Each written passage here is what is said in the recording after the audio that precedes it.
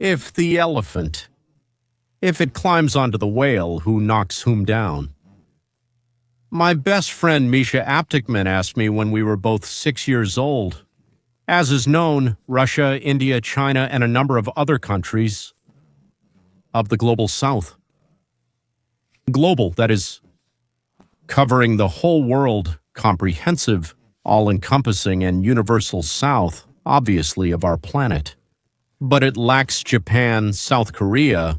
South Korea is clearly further south than North Korea. Although who knows, maybe they specifically name them South and North to confuse us. Everyone completely. It leaves out Cambodia, Laos, Thailand, and other Burmas and Bhutans. I think that's the name, Bhutan. Well, okay, maybe I'm wrong, right? And also Israel. So if Syria and Egypt are in the global south, then why aren't there Jews there? So in 2025, this global south declared disobedience, basically a rebellion against Uncle Sam, the overseer named the United States of America. Moreover, they've explained to us that there are some things they just can't tolerate anymore. What is it that they can't tolerate? First of all, it's the global reserve currency, the dollar. We didn't force them, we didn't hold them at gunpoint, nobody made them do it. They chose it themselves. Not the yuan, not the ruble. Secondly, the United States, after 70 years of patience, by the way, said that it will no longer subsidize the whole world. By paying duties to import its own goods into these countries and practically not charging duties from almost anyone who brings goods to us? By the way, if tariffs are so terrible as we're told, why do India, China, the European Union, Britain, Japan, and so on gladly collect them from us? Or maybe when we import our goods, tariffs are a good thing, customs duties, right? But when goods are imported to us, it's terrible. Or maybe it's not so terrible. And thirdly, the United States has the audacity to protect the whole world from the ambitions of Russia itself, and to do this completely free of charge. The audacious United States tells those whom we cover and give the opportunity not to spend trillions on defense. We tell them, for example, to stop massively buying energy resources from Russia and thereby financing the war, which is happening right there, meaning the war that is taking place on their own continent. By buying energy resources from Russia, they automatically sponsor the killing of Ukrainians. Well, yes, I'll say right away that we, America, also buy some things. That means somewhere, if I'm not mistaken, for about $6 billion. And we're working on either finding or producing it ourselves, or finding alternative suppliers. Because there are some things like, well, let's say enriched uranium, which Madam Clinton just gave away, or sold for a small sum for her own benefit, to the Russian Federation. Enriched uranium. There you go, $6 billion. And there's uranium, something else like that, that's it. But if we don't have any alternatives right now, then we're working on it. As I already said, India can buy from many places, but it buys from Russia because it decided that not only does it save money, but it also makes a profit. And President Trump of the United States asked himself, how can we make it so that India doesn't find it profitable to buy oil from Russia? Well, I mean, you could offer her oil at lower prices, but that's basically stealing from yourself. Or as punishment, take away India's revenues, which are many times greater than India's income from. They buy crude oil from Russia and refine it into oil. Genius is usually simple. That's it. Watch and listen. Hello, welcome back to Joe Blocks. In today's episode, I want to talk to you about what's happening in the economies of Russia and India. Because Donald Trump's tightening measures against the Brazil, Russia, India, China, and South Africa alliance are continuing and actually intensifying. If you remember the meeting between Donald Trump and President Putin in Alaska, which was advertised as a big meeting that was supposed to end the war in Ukraine, but unfortunately it did not lead to anything productive. Mainly because Russia is demanding things that Ukraine and the West simply won't agree to. So we have a deadlock between what Russia wants and what can actually be achieved. So Russia decided that it's not the West, not Trump, not Ukrainian goals. Russia of various names, the West will allow bribes. We get a huge amount in the alliance, in Donald, Russian agreement. The situation gathered on behalf of Russia. So I think realistically, the war in Ukraine will probably continue in the foreseeable future, and Donald Trump has now realized this. And that's why he imposed major sanctions against India on its entire ecosystem. So what did Trump do when he realized that he couldn't reach a reasonable agreement with Putin? Now, if you remember the end of July, Donald Trump posted this on Truth Social, where he expressed his dissatisfaction that India continues to buy a lot of Russian energy. It says here that India remains the largest buyer of energy from Russia along with China. At a time when everyone wants Russia to stop the killings in Ukraine, everything is bad, and therefore India is poor. They will pay a 25% tariff plus a penalty for the above-mentioned, starting from August 1st. At that time, the penalty was not specified, but now it has been announced and enforced that the additional penalty is another 25%. That is, 25% is the base duty, plus 25% penalty or punishment. Call it whatever you want. 25 plus 25 equals, without a calculator.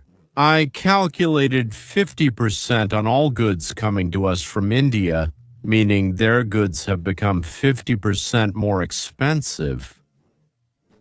This leads to two consequences: A, fewer purchases, and B, a gradual replacement of Indian goods with products from other countries that don't have this duty, penalty, or punishment. It's just basic economics.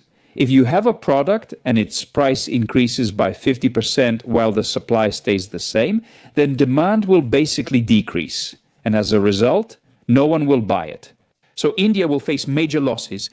India's own research department, GTRA, did some calculations and found that since the beginning of 2022, when India started buying Russian oil after the invasion of Ukraine, India has saved about $17 billion by buying Russian oil instead of oil on the open markets.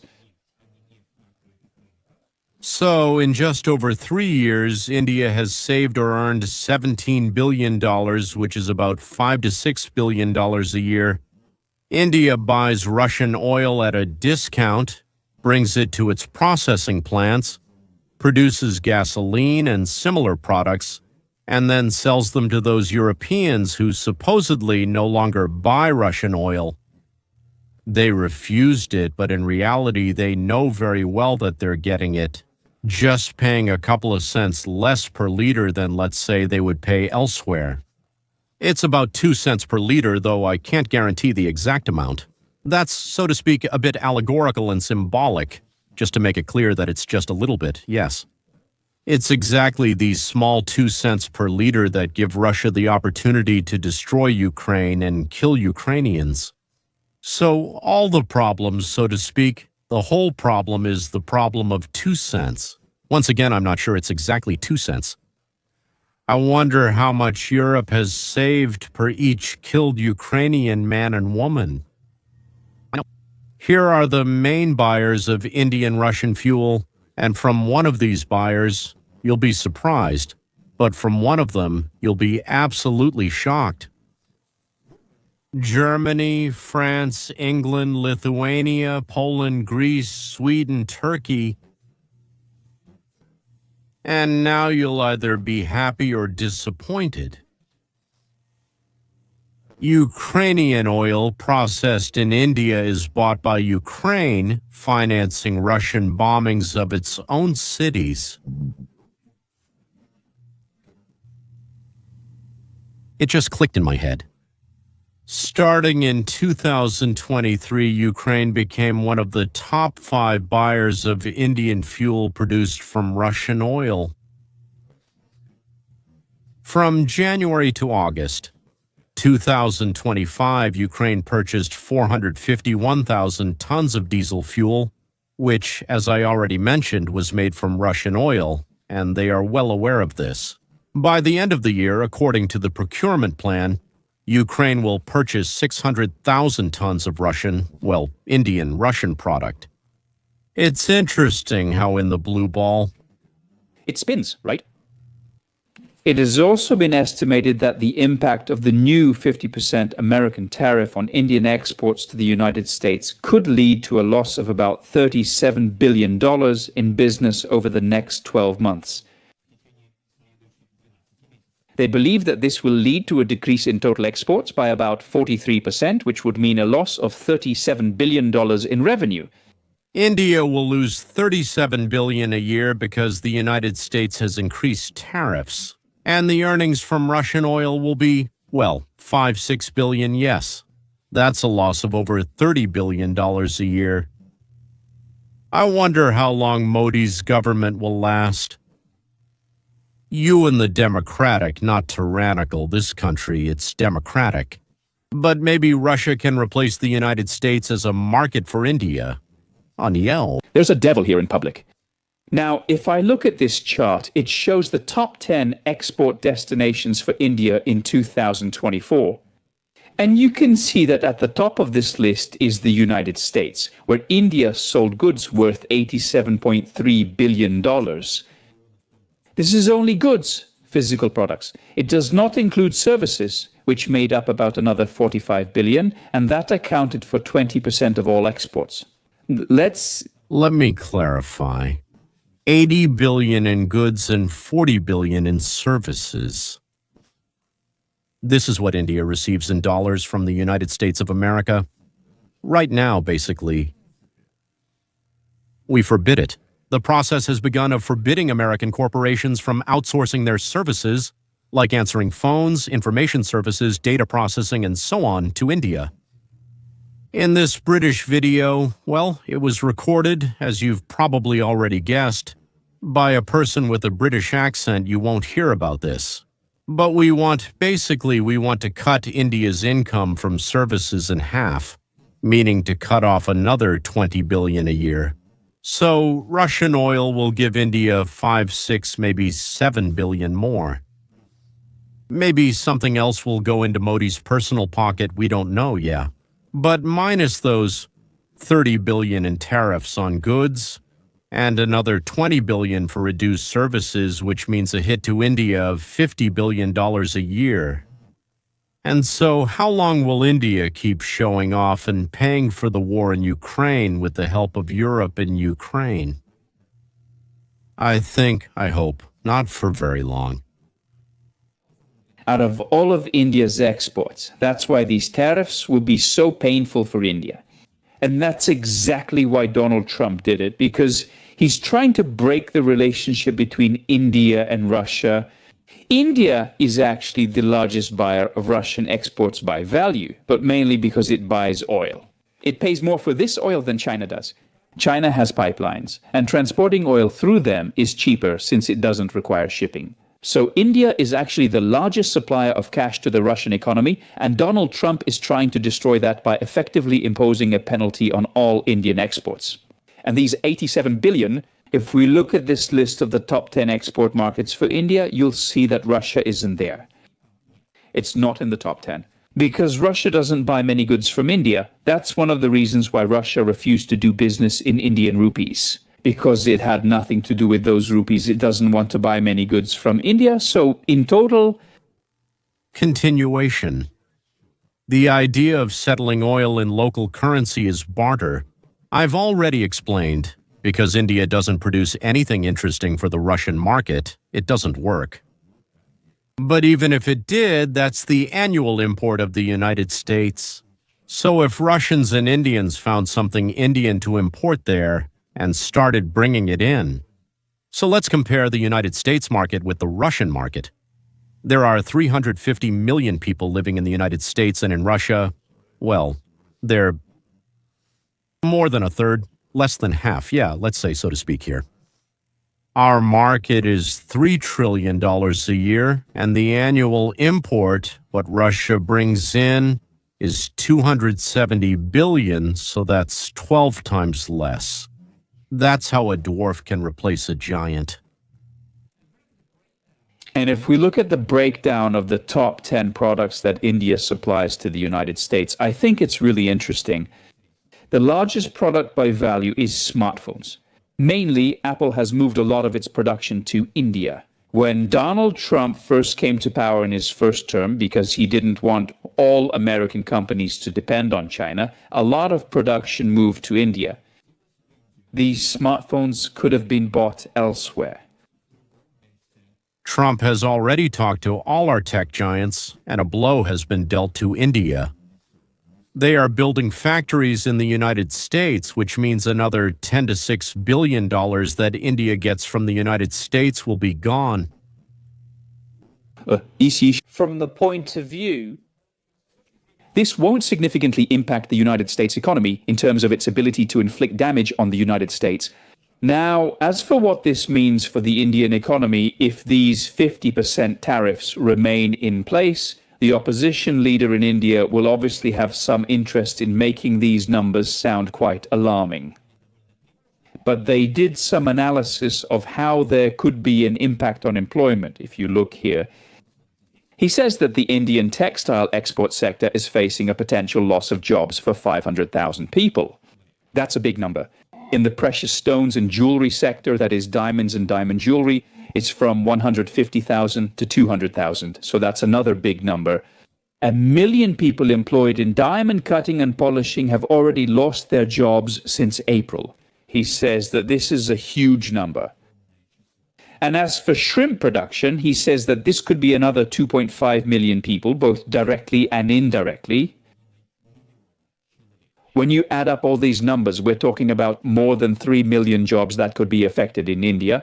India clearly has a large population, 1.4 billion. Losing 3 million jobs is a huge blow to any economy, regardless of population size. In addition to the budget crash, 3 million, 3 to 5, even millions of families will lose their source of income. That's a huge loss. And for what? To show Donald Trump that we don't depend on him, to punish America. You know, it's like punishing the conductor by buying a ticket and not taking the ride, just to show that they're independent or something. But that's not true. They are dependent, but no one wants anything from them except to stop funding the slaughter in Ukraine, which they are subsidizing together with the European Union, Britain, and Ukraine. Well, I'm not laughing at all. It doesn't mean that. Why in India? Because it's easier to strike at India than at the entire European Union, and they're also the weak link. And the blow always hits the weakest link. Let's ask ourselves, is it good or bad? That Trump wants to stop the war, which every single day, even if you don't believe in God, still takes 1,000 lives. Human lives. I haven't calculated the percentages, how many of whom, but in his eyes. Half the world thinks that for wanting to stop the war, he's a criminal and a murderer. Those funding Russia's war, England, France, Belgium, Turkey, Ukraine, are considered the good guys. Because the people, well, let's put it bluntly, the masses, yes, that's a more accurate word, but for some reason it's considered politically incorrect to say it, don't know how. To tell sweet talk from the truth, fiction from fact, manipulation from logic. But that's what they are there for. Well, there's the rabble, or the plebs, or demos in Greek, meaning the lowest stratum of thinking beings in society, Homo sapiens. But as it turns out, not all Homo are sapiens. But the problem India is facing now is that any of its export goods to the United States will now be 50% more expensive and as a result will decrease in volume and value. What are today's outcome and conclusion? Well, I wanted to publish this video because, in my opinion, what's happening right now between the United States and Russia is actually quite interesting. Because when Donald Trump first became president, he seemed very confident that he could quickly end the war in Ukraine. He even said during his campaign that he could end the war in 1 day. Then he hoped to finish it within 1 month. Then we had a recent meeting in Alaska where there was hope that an agreement would be signed. However, unfortunately, nothing really worked out, mainly because Russia is not really making any concessions. It doesn't seem too interested in reaching any peace agreement, and the agreement it wants is unlikely to be acceptable to Ukraine. So now it seems likely that the war in Ukraine will continue for the foreseeable future. And Donald Trump is now using other tactics to try to make it very painful for Russia and thus force them to stop the fighting. And one of the main things he is trying to do right now is to target the existing trade relationships that Russia has, from which it gets most of its revenue. To break them and thus cut off all of Russia's income and force it to stop the war. India has been very open over the past 3 years, stating that it is happy to continue its cooperation with Russia. It has no problem with the war in Ukraine. It does not impose any sanctions against Russia, and in fact, it has become the largest buyer of Russian oil by value, surpassing China. First of all, India supplies a lot of money to Russia, and this continues to support the war, this money. Secondly, India repackages Russian crude oil and then sells it as Indian refined products, such as gasoline, diesel, and kerosene to the rest of the world. Thus, in an indirect and secondary way, the West continues to support Russia because it buys these refined products that are made using Russian oil. So Russia still gets paid even if it doesn't refine the products itself. Raising a price by 50% will lower demand, because some people will simply say, actually, I can't afford this, or I'll buy something else, or they'll change the way they do things. So it's estimated that India will lose about 43% of all its exports to the United States. And the United States is by far the largest export market for India. It accounts for 20%. India should not let this happen. They should consider all options and say, okay, we don't want this 50% tariff. What do we need to do to avoid this? Now, the main thing they've been told to do is to stop buying Russian oil. If you do that, it will go down to 25%. The issue isn't just the economy, it's also about politics and power. Modi in India really doesn't want Donald Trump telling him what his policy should be. He will make his own decisions. But from an economic point of view, it doesn't make sense to tolerate a 50% tariff just to keep buying Russian oil. Because Russian oil, although cheaper than other supplies, is not that much cheaper. India could find alternative oil suppliers. It might cost them, but if it preserves their exports to the United States, then maybe it's worth it. Now, from Russia's point of view, this probably represents the biggest threat to the Russian economy. The economy is struggling and has shifted to a wartime economy, which we've already discussed. Many companies are now completely dependent on the Kremlin for their income. They are being paid, are directly sponsored by the state. That's why only a few Companies still maintain relationships with global markets. They don't sell much abroad. To be continued. And if they lose their biggest fossil fuel buyer, which is India, we might see that a large part of the fossil fuel industry, especially oil and gas, will start facing real difficulties. As we've said, this industry has very high fixed costs, and that's why it's necessary to maintain a certain sales volume to cover basic expenses, and then you can make a profit once you reach a certain sales level. Now, if Russia loses all its sales to India, about 2 million barrels a day, then where does that go? What do you do with that? They have nowhere to store that oil. It's just not feasible. And that's why Russia would have to cut production, and that could have serious consequences for the Russian oil industry in the future. Because the last thing you want to do when your oil rigs are already set up is try to stop the flow, since that can cause serious problems. And it's not as simple as turning a faucet on and off when it comes to extracting millions of barrels of oil from the earth every day. Now the question arises, how much will Modi's pride prevent him from stopping the devastation of an already impoverished country with a population of 1.5 billion?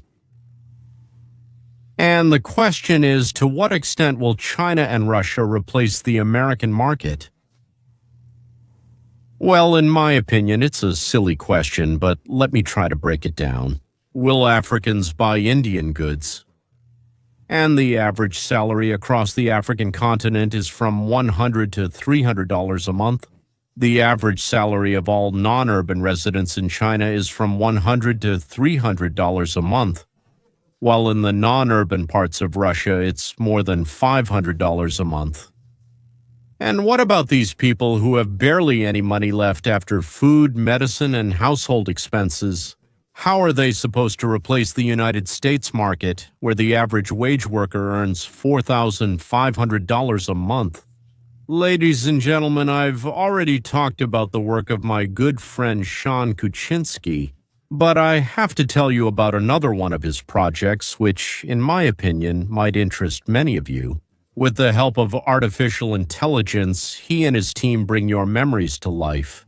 For example, you want to tell your children, grandchildren, descendants, or great-grandchildren about your family, your roots, your life journey, about certain things.